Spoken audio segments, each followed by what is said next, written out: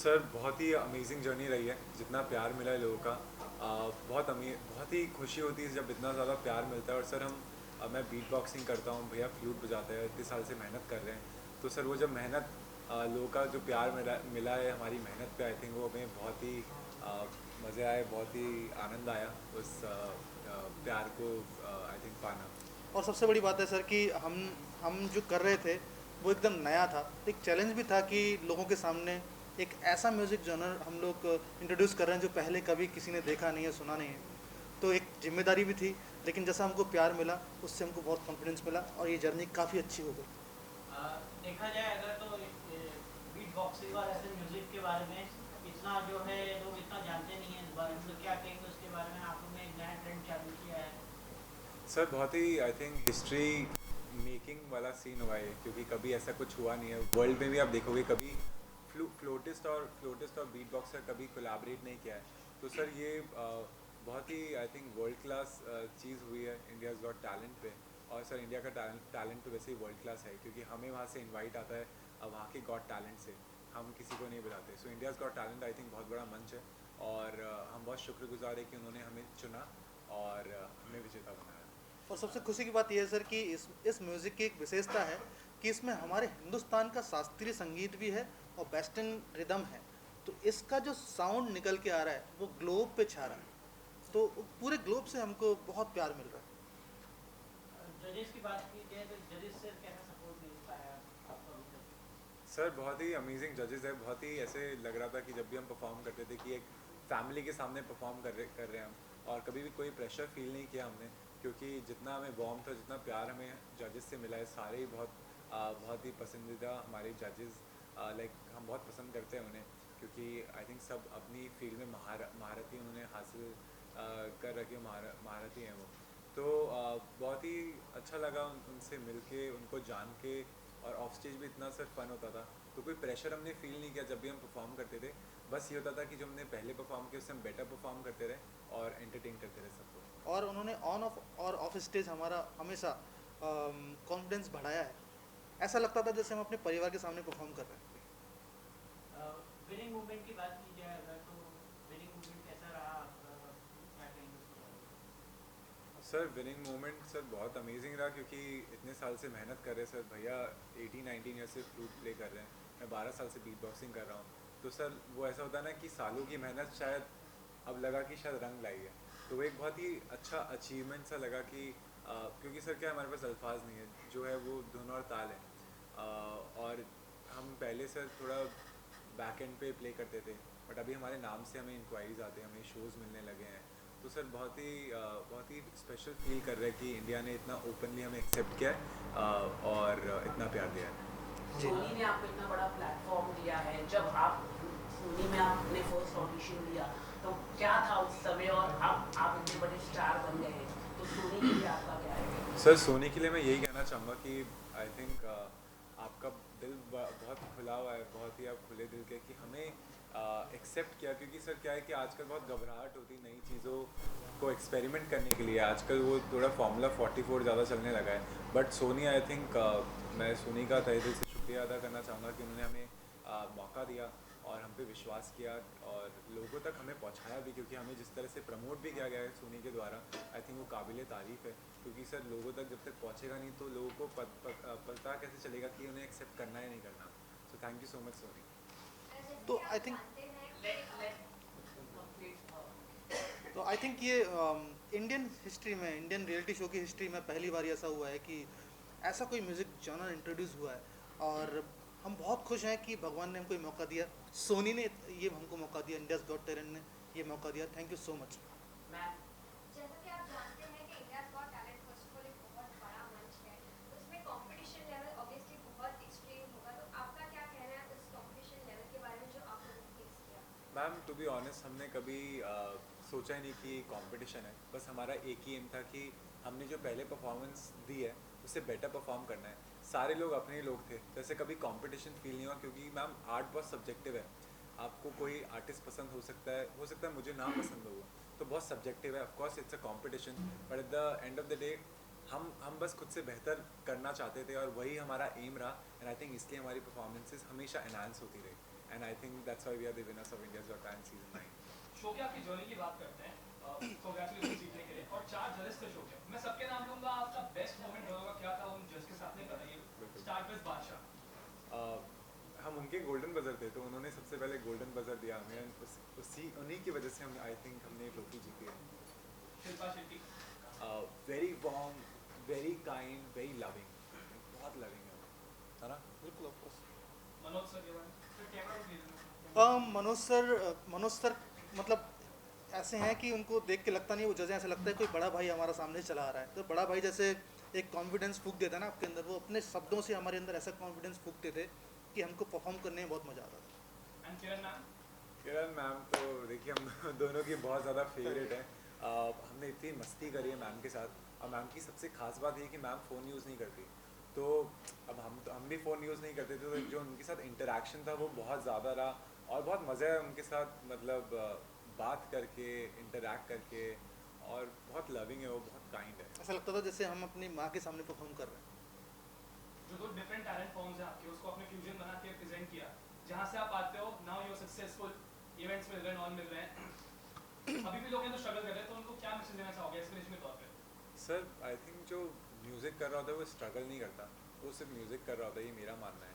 और अभी भी मैं ये कहना चाहूँगा कि हमें ट्रॉफ़ी मिली है, और पर अभी बहुत काम करना बाकी है. शायद तब हम बोल पाएंगे कि हम शायद सक्सेसफुल हुए हैं, क्योंकि ट्रॉफ़ी मिली है हमें सर, पर हमारा ये भी एक दिली इच्छा है कि जो भी up and coming beat boxers है, फ्लूट प्लेयर्स है, जो भी इंस्ट्रूमेंटलिस्ट है, जिससे हमें ये प्लेटफॉर्म मिला है, उन्हें भी मिले, और उन्हें भी वो रिकग्निशन मिले, ताकि वो उससे एज अ करियर चूज़ कर सके और बहुत पैसे कमा सके, बहुत नाम और शौहरत कमा सके. मुझे ऐसा लगता है. आपको क्या लगता है इसके बाद जो है लोग इसको एक करियर चूज करेंगे?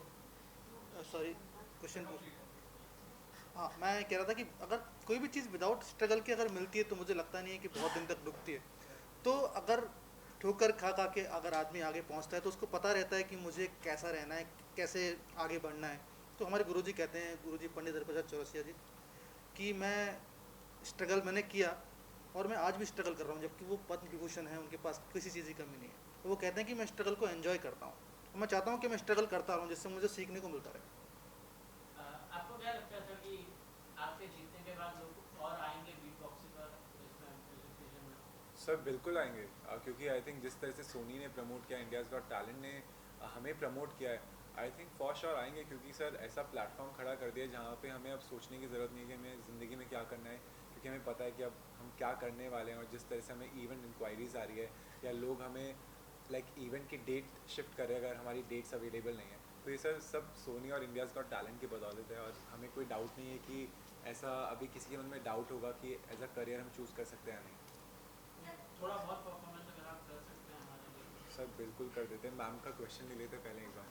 ऐसा इंडियाज गॉट टैलेंट जैसे कि बहुत बड़ा शो है, तो इसके बाद जब ये वर्ल्ड लेवल पे अगर जाता है तो आप क्या प्लान करते हैं आगे कि इस चीज़ को वर्ल्ड लेवल पे आप लेके जाए, नॉट जस्ट इंडिया को ये कंट्री के बारे में पता चले लेकिन सारी दुनिया में. मैम बिल्कुल, आई थिंक जो ये म्यूज़िक जॉनरा है, ये सिर्फ इंडिया तक सीमित नहीं है, ये एक वर्ल्ड डोमिनेशन की तरफ बढ़ेगा. बट इसका मतलब ये नहीं है कि हम बहुत इच्छुक है कि हमें वापस से कोई गॉट टैलेंट में हम पार्टिसिपेट करें. अगर वो अपॉर्चुनिटी मिलती है in near future, may be will think upon that. But हमारा जो मोटिव है वो ये है कि ये जो हमारा म्यूज़िक जॉनरा है, इसको और आगे लेके जाना है, और हमें परफॉर्म करना है आउट ऑफ इंडिया भी, ताकि लोग हमें सुन सके और लोग ये म्यूज़िक सुन सके, ताकि उन्हें भी पता चले कि इंडियन म्यूज़िक की ताकत क्या है. तो हमारे म्यूज़िक की यही विशेषता है कि हम अपना इंडियन क्लासिकल म्यूज़िक इसमें कर रहे हैं. शास्त्रीय संगीत और बीट बॉक्सिंग दोनों ही एकदम अलग अलग है, लेकिन जब दोनों एक साथ मिलते हैं तो एक अलग ही आप लोग देख रहे हैं कि साउंड है, और एक अलग ही जॉनर बन के आया. तो निश्चित रूप से हमको जब ये मौका अगर मिलेगा तो हम इसको पूरे ग्लोब में फैलाएंगे, हमारे संस्कृति का प्रचार प्रसार करेंगे, और ये भी दिखाएंगे कि बाहर जो बीट बॉक्सिंग हिप हॉप होता है और इंडियन क्लासिकल म्यूज़िक का जब ये मेल होता है तो लोगों को उसका साउंड कैसा लगता है. एक सवाल पूछ सकता हूँ? Please sir. शो पर बहुत सारे गेस्ट भी आए थे, सेलिब्रिटी गेस्ट. कोई ऐसा गेस्ट था पर्टिकुलर जिसके सामने परफॉर्म करने के लिए नर्वसनेस हुई हो या फिर बहुत ज़्यादा एक्साइटमेंट हुई हो? हम सबसे ज़्यादा एक्साइटेड थे जैकी श्रॉफ सर के सामने Correct. परफॉर्म करने के लिए, क्योंकि I think Jackie Shroff sir जैसा कोई नहीं है। और जब वो आए तो मतलब एक जो पता नहीं स्टार पावर कहूँ मैं क्या कहूँ, बट जो उनका मिलने का तरीका था वो बहुत अच्छा लगा, बहुत कुछ सीखने को मिला उनसे। वो पूरा माहौल बदल दिया। बहुत माहौल मतलब वो जैसी एंटर हुए एकदम माहौल ही बदल गया था पूरे सेट का, होता है ना कि वाइब चेंज कर दी उन्होंने। और बहुत ज़्यादा मज़ा आया उनके साथ, उनके सामने परफॉर्म करने के लिए। हमें लग रहा था कि हम साथ में ही परफॉर्म कर रहे हैं, क्योंकि वो हमारे साथ ही नाच रहे थे, झूम रहे थे, एंड हम उनके रिएक्शंस देख रहे थे क्योंकि हम परफॉर्म कर रहे थे वहाँ पे। तो आई थिंक हम बहुत ज़्यादा एक्साइटेड थे। दूसरा ये उस परफॉर्मेंस में ही गुरुजी पंडित रविप्रसाद चौरसिया जी का एक मैसेज भी आया था। उन्होंने 2 फ्लूट भेजी थी, एक मेरे लिए और एक जैकी श्रॉफ दादा के लिए, कि ये मैं गिफ्ट कर रहा हूँ, आज इसको बजाइए, आई होप कि आप बहुत अच्छा बजाएं। तो एक ये भी जिम्मेदारी भी आ गई थी कि अब इस परफॉर्मेंस में तो और भी थोड़ा जम के बजाना पड़ेगा, क्योंकि गुरुजी देख रहे हैं सामने से। आपके लिए तो और स्पेशल हुआ बिकॉज वो फ्लूट की म्यूजिक गुरुजी ने बजाया था, वो फ्लूट हीरो मूवी का जो फ्लूट था गुरुजी ने बजाया था, जैकी श्रॉफ जी उसमें थे उस मूवी में। तो बहुत स्पेशल था वो, और सबसे ज़्यादा वायरल होने वाला परफॉर्मेंस था। सर बात करते हैं लोगों के दिलों की। सोनो टीवी के माध्यम से आप लोगों के दिल छा गए, लेकिन जब आपके पास फ्लूट है और आपका इंस्ट्रूमेंट रिदम का है, तो कहीं ना कहीं स्टार्टिंग जब बंदा स्टार्ट करता है तो कहीं ना कहीं लोगों की आपके अंदर फादर पद हो गया, क्या तू रिदम करता है यार, ये क्या करेगा, क्या तू फ्लूट गा रहा है यार, गिटार है, तबला है, ड्रमर है, लोग उसमें इंटरेस्ट लेते हैं। आप थोड़ा डिफरेंट हो गए, उनको कब जो वो दौर रहा, आपने 12 साल किया, आपने 18 साल किया, वो जो दौर था लोगों का प्रतिक्रिया गाली देने का, अरे क्या कर रहा है, क्या करता है बेटा, रिदम करता है, सपोज आप रिदम करते हो, क्या इससे क्या कर रहे हैं, तो कहीं ना कहीं आज आपने उन सबको चुप करा दिया। तो वो लोगों की जो प्रतिक्रिया थी किस तरह की? सर क्या है कि अगर आप लोगों की बातें दिल पे ले लेना तो फिर आप तो कुछ काम ही नहीं कर सकते। तो कोई भी क्रिटिसाइज़ करता है एक कान से सुनने का, दूसरे कान से निकालने का। जब तक आपको पता है कि आपको मज़ा आ रहा है वो चीज़ करने में, आपको बस वो दिल से करनी चाहिए, बहुत पैशन के साथ करनी चाहिए। और आई थिंक हम दोनों के बिहाफ पे मैं ये बोल सकता हूँ कि हम दोनों बहुत पैशनेट है जो भी हम करते हैं। और आई थिंक ये सिर्फ म्यूज़िक ही नहीं, जो भी हम कुछ करते हैं, अगर हम कुछ एक्स्ट्रा चीज़ भी कर रहे हैं अगर म्यूज़िक के अलावा भी, हम बहुत पैशनेट है सर। तो क्या लोग तो सर बोलते हैं, लोगों का काम है कहना, अपना काम है काम करना।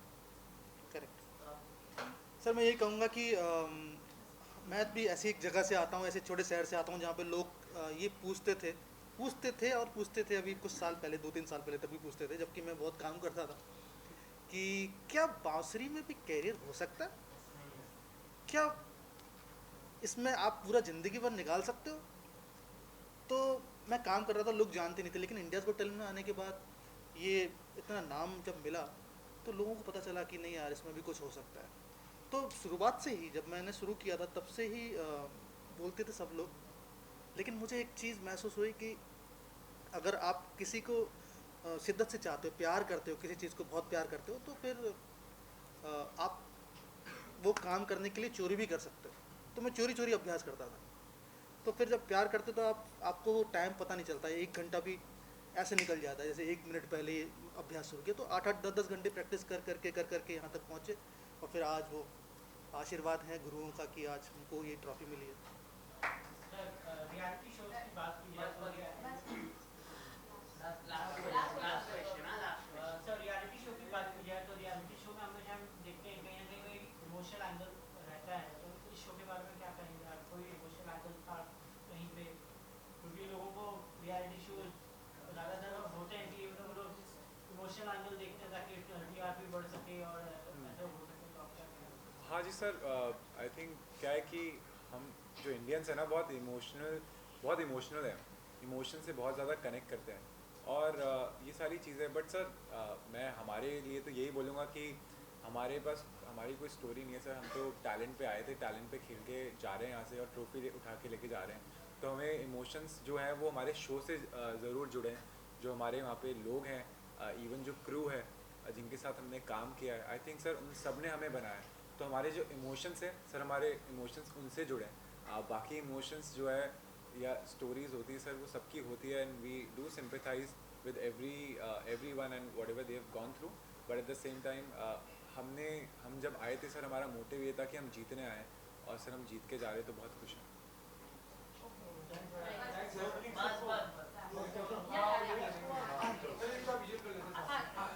ट्रॉफी का विजुअल कर ले तो बजाने दो यार। हाँ बजाओ अरे कहाँ जा रहा है? वही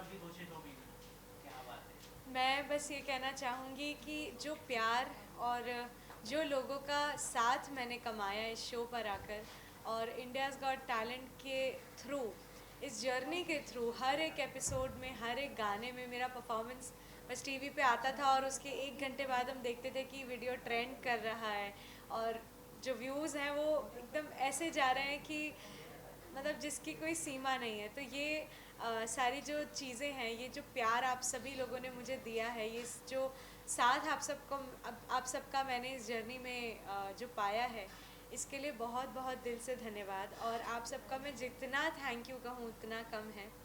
और बस इतना कहना चाहती हूँ कि आप सब ने मुझे गलत साबित कर दिया। जब इस शो पे आई थी मैं, तो ये सोच के आई थी कि 2 लोगों का परिवार है और इसी को प्राउड फील कराना है या इसी के लिए मुझे करना है, मेहनत करना है, कुछ अचीव करना है।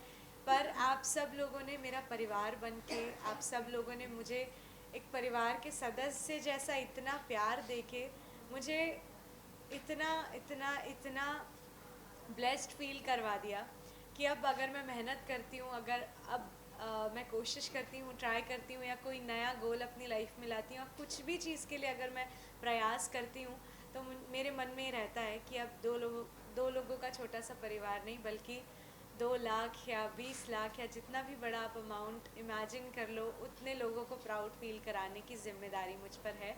और मैं आप सब लोगों के लिए ऐसे ही गाती रहूँगी और आप सबके प्यार का बहुत बहुत थैंक यू। आपको इस शो पे टैग मिला है छोटी लता जी, तो कितना प्राउड फील करते हो और अपनी जर्नी में सबसे स्पेशल मोमेंट क्या था आपका? छोटी लता जी का ये जो टैग है या ये जो नाम है, ये उपाधि मिल पाना ही मेरे जीवन की सबसे बड़ी बात थी और सबसे बड़ी उपलब्धि मैं इसे मानती हूँ, क्योंकि लता जी को हम पूजते आए हैं, वो पूजनीय हैं और उनको हमने बचपन से, बहुत छोटी उम्र से इतना फॉलो किया है, उन्हीं से हमने गाने सीखे हैं। तो एक तरह से ये कह सकते हैं कि हम अगर एकलव्य हैं तो वो हमारी द्रोणाचार्य रही हैं और हमने उनसे, भले ही हम सामने उनसे ना मिले हों, पर हमने उनसे बहुत सीखा है। और वो अपने आप में एक इंस्टीट्यूशन है कि हम उनसे कितना भी सीख सकते हैं, कभी ख़त्म ही नहीं होगा उनका पिटारा, उनका ख़जाना। तो मैं अपने आप को बहुत ज़्यादा ब्लेस्ड मानती हूँ कि लोगों ने, जजेस ने और जो भी लोग सच में ये चीज़ मानते हैं और जो मुझे मिलते भी हैं, इनफैक्ट जब भी मार्केट चले जाओ, मॉल चले जाओ, लोग जब भी पहचान जाते हैं तो लोग छोटी लता जी कह के बुलाते हैं। मैं बता नहीं सकती, बयान नहीं कर सकती कि ये मेरे लिए कितने बड़े सम्मान की बात है। और बस इतना ही कहना चाहूँगी कि ये जो सम्मान आप सबने मुझे दिया है, इस प्यार के लिए, इस प्यार का हकदार मानने के लिए आप सबका बहुत बहुत thank you. Ishita ji, India got talent की बात की जाए तो और भी काफ़ी सारे सिंगिंग शोज आ रहे हैं, तो आपने वहाँ पे क्यों नहीं ट्राई किया? इंडिया गॉट टैलेंट में क्यों आपने मौका दिया? Okay, very nice question. India's got talent मैंने क्यों चूज़ किया, इसके पीछे वजह कुछ ऐसी थी कि जब मैं इस शो का ऑडिशन देने के लिए आई, उस वक्त, उससे ठीक 15 दिन पहले एक हादसे से मैं गुजरी थी और मैंने मेरे पापा को खोया था। तो मेरे पापा के ये जो फाइनल राइट्स थे, पापा का जो अंतिम जो सारी क्रिया होती है, संस्कार होते हैं, वो सभी मैंने किए थे अकेले। और जब पापा को 14th डे हुआ था, तब हमारे पास, जब जिस दिन 13वीं थी, 13th डे था, उस दिन हमारे पास कॉल आया था। इनफैक्ट जो हमें कॉल करके जिन्होंने बताया था ना कि ऑडिशन के लिए आपको आना है, वो खुद भी कहीं ना कहीं बिचक रहे थे कि हम कैसे इसको बोलें कि आपको ऑडिशन देने आना है, बट इट्स देयर जॉब, उनका काम है वो करना, तो इसलिए उन्होंने कन्वे किया। बट 14 तारीख को, आई स्टिल रिमेंबर, वो डेट 30th थी, 30th ऑफ अक्टूबर। मैंने हिम्मत जुटाई एनी हाउ, और कहीं ना कहीं मेरे मन में ना ये बात चल रही थी कि पापा नहीं है, बात सच है, लेकिन उनके सपने, उनका और मम्मी का किया हुआ इतने सालों का संघर्ष और इतने सालों का परिश्रम अगर ज़ाया चला गया तो फिर कोई बात नहीं रह जाएगी।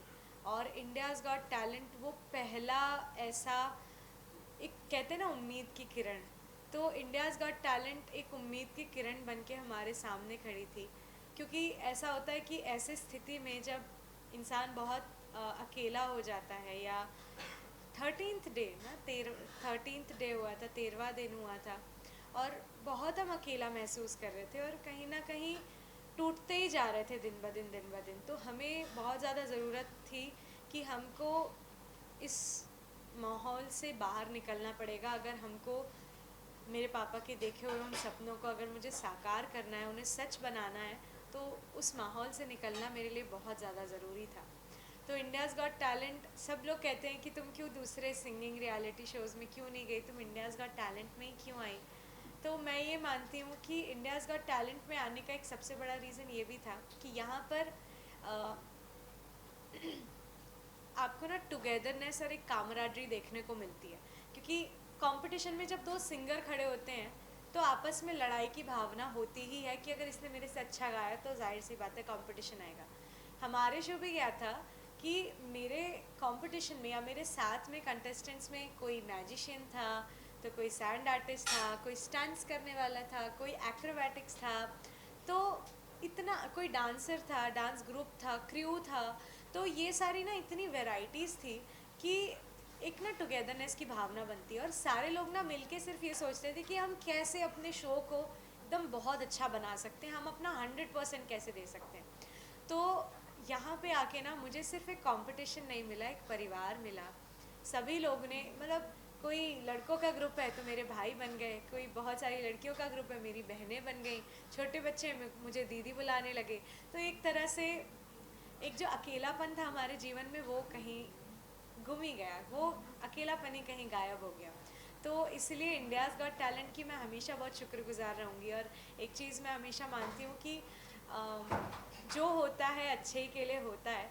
और आईजीटी तब मेरे जीवन में आया जब सबने ये सोचा था कि अब ना जाने क्या होगा, लेकिन रेस्ट इज़ द हिस्ट्री। अभी इतना प्यार मुझे मिला और मैं लिटरली ऑडियंस का भी थैंक यू बोलना चाहूँगी कि इंडियाज़ गॉट टैलेंट जैसे शो में आप सब ने मुझे एक्सेप्ट किया और इतने खुले दिल से मुझे स्वागत किया और इतना प्यार दिया, उसके लिए थैंक यू सो मच, बहुत थैंक यू। जैसे अगर मेमोरीज की बात की जाए तो कौन सी ऐसी मेमोरीज होती है जो आपको आज भी सबसे ज़्यादा याद आती है और आपको हमेशा याद रखेंगी, या किसके साथ होती मेरे लिए इस शो का सबसे मेमोरेबल जो मोमेंट है वो है जब मुझे सीता मूवी में गाने का ऑफ़र मिला। किसी भी सिंगर के लिए, हर एक सिंगर के लिए ना उसके जीवन का ये सबसे बड़ा पल होता है कि उसको कभी ना प्लेबैक सिंगिंग करने का मौका मिले, वो बड़े पर्दे पे अपनी आवाज़ सुनने का मौका मिले।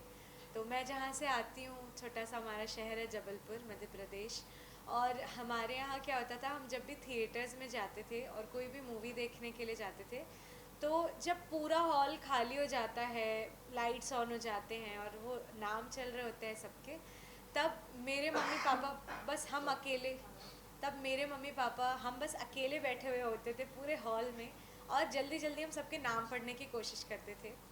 और पापा मम्मी एक बात कहा करते थे कि मुझे प्यार से कुहू बुलाते हैं, तो बोलते थे कि कभी हमारी कुहू का भी नाम ना इसी लिस्ट में आएगा। तो ये जो सपने हैं ये अभी के नहीं हैं, बहुत बहुत पुराने हैं, बहुत बचपन के हैं। इनफैक्ट मम्मी पापा का कभी खुद का सपना हुआ करता था।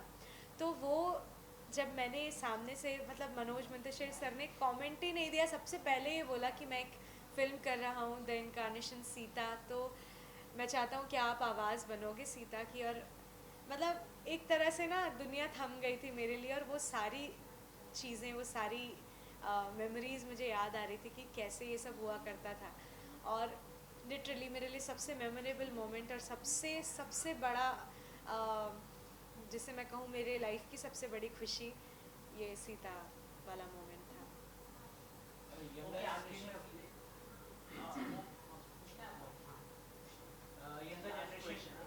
यंगर जनरेशन के सिंगर की बात की जाए अगर, तो आपके मनपसंद सिंगर कौन है? यंग जनरेशन के लिए अच्छा, वैसे तो मैं पुराने गानों की बड़ी शौकीन रही हूँ, गाती भी वही हूँ, किशोरदा, रफ़ी साहब, लता जी, आशा जी। लेकिन नए में ऐसा नहीं है मैं नए गाने नहीं गाती। I am a huge fan of Arijit Singh, मुझे बहुत ज़्यादा पसंद है अरिजीत सिंह को सुनना। और साथ ही साथ श्रेया घोषाल मेरी बहुत बहुत बड़ी आइडल रही हैं और बहुत सालों से रही हैं। और मैंने बहुत बहुत ज़्यादा फॉलो किया है श्रेया घोषाल जी को। So, yeah. मैम अगर 2 लाइनें हो जाए आपकी आवाज़ जिनको पूछना पूछ लीजिए। परफॉर्मेंस में जब कोई स्टेज पे परफॉर्मेंस होती है तो कोई कोरियोग्राफर डांसर होता है तो बहुत सारे प्रॉप्स इस्तेमाल होते हैं। हाँ। As singer how do you think ये सब यूज करके परफॉर्मेंस को एनहांस करके बहुत बड़ा बनाया जा सकता है? Very nice question. ये जनरली ना सब लोग ये सोचते हैं कि परफॉर्मेंस को बड़ा दिखाना है और उसके लिए ना आपको बहुत सारी चीज़ों की ज़रूरत है, जो कि इंडियाज़ गॉट टैलेंट में पहली बार मैंने विटनेस किया कि ऐसे भी एक सिंगिंग का परफॉर्मेंस या सिंगर का परफॉर्मेंस डिलीवर किया जा सकता है ऑडियंस तक। तो ये चीज़ ना मेरे लिए भी पहला नया नया एक्सपीरियंस था कि हमको कोरियोग्राफी सिखाई जा रही है, फिर हमको थोड़ा डांस मूव सिखाए जा रहे हैं, और लिटरली हमारे पास कोरियोग्राफर्स होते हैं और कई तरह के प्रॉप्स बनते हैं। So it's a wonderful experience, it is so good. क्योंकि जैसे हमें ना हिंदुस्तानी शास्त्रीय उसमें भी पढ़ाया जाता है कि संगीत, नृत्य, गायन और नाटक, ये 3 चीज़ों से मिलकर संगीत बनता है। तो यहाँ पे आके हमने तीनों चीज़ों का एक कॉम्बिनेशन परफॉर्म करना सीखा, और पहली बार सीखा। ऐसा हर रियलिटी शो या हर जगह नहीं होता है। तो yes, it was a wonderful experience मेरे लिए कि हमने यहाँ शो पे आकर ना सिर्फ जीता बल्कि सीखा भी बहुत कुछ। बट क्या करना चाहेंगे, जिंदगी में कहीं ना कहीं प्रॉब्लम्स आती है और दुख भी आते हैं, और आपकी लाइफ में शायद कभी दिखा ही है आपके फादर के, तो कहीं ना कहीं इंसान बड़ा दुखी होता है, भूलता है कि कहीं ना कहीं तेरा लाइफ चलती है, सबको खाना कमाना भी है, काम भी मिलता है, लेकिन जिस तरह से आपकी ज़िंदगी में अपने ये बादशाह साहब ने आपका सर का हाथ रखा as a father, as a बड़ा भाई, उस अकेलेपन को दूर करने के लिए किस तरह का ध्यान देंगे ये बारे में? मैं ये मानती हूँ कि मैं ब्लेस्ड हूँ। मैं ये मानती हूँ कि कई बार ना, मतलब मैं भगवान में, ईश्वर में बहुत मानती हूँ, और कई बार मुझे ऐसा लगता है कि कोई ऐसी शक्ति है ना जो मुझे सही रास्ते पे गाइड करती है।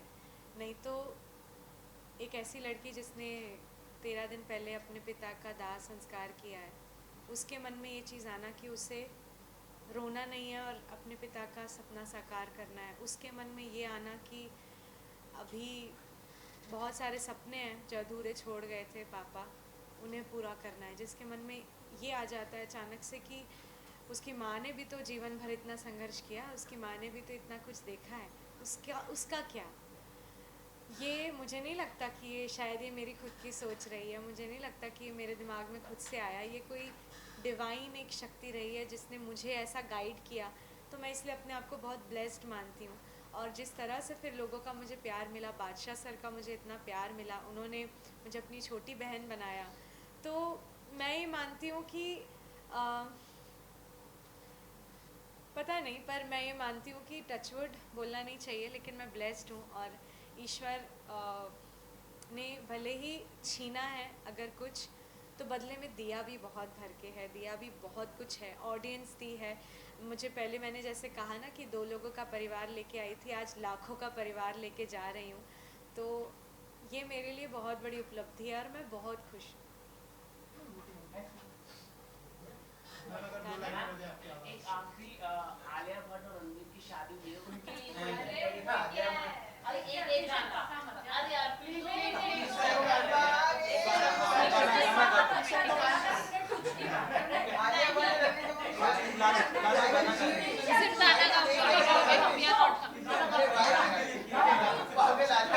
ठीक है, गाना गा खुद का जाने हुआ नहीं, मेरा हुआ नहीं यार।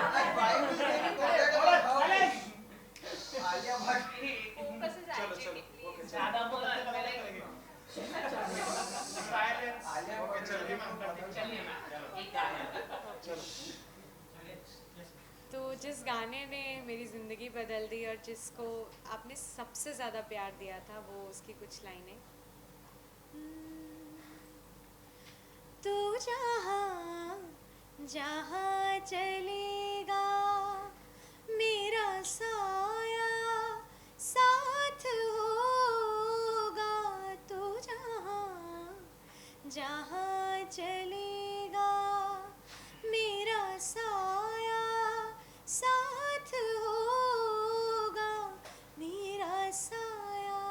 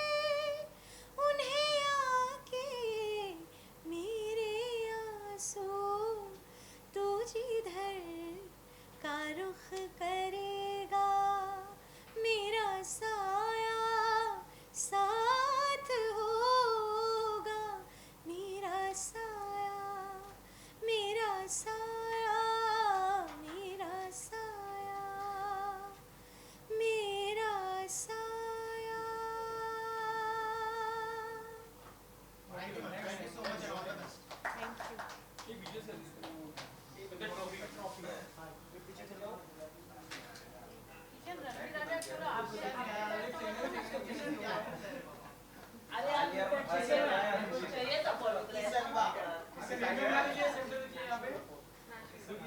हमारा चलता है हर जगह तो हमें चलना नहीं है ना ऐसा मत करो हमारे यहाँ रणबीर आ गया अरे समझो जरा Okay. चलो चलो चलो चलो